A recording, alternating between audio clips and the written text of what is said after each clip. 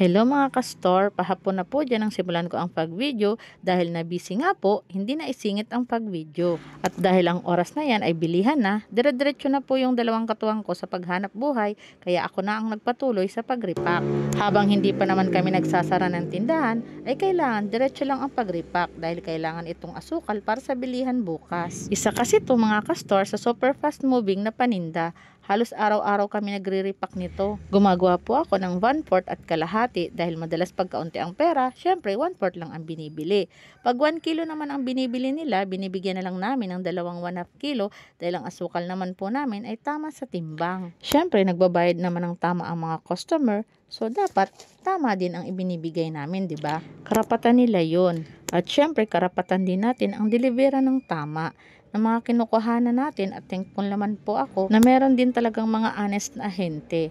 Syempre mga kastor, pag na-find out ko naman po na niluloko nila ako, hindi na ako kukuha ulit sa kanila kahit pag gaano ka-importante sa akin ang products nila. Kasi may makukuhanan o mabibilhan naman kami sa bayan na siguradong hindi kami lulukuhin. Magsubra nga lang ang bayad namin, binabalik nila, 'di ba? Honest. Salamat po sa kanila, shout out nga po sa kanila. Hindi ko po kasi sila mabanggit kasi baka po ayaw nilang banggitin sa vlog ko. Pero maraming salamat po sa pagtitiwala sa amin. Sila ang nagtitiwala sa aming mag-asawa at malaking tulong po sila sa amin. Salamat po and God bless you po always. Gabi na nga po dyan at malapit na kaming magsara kaya binibilisan namin ang pag-repack.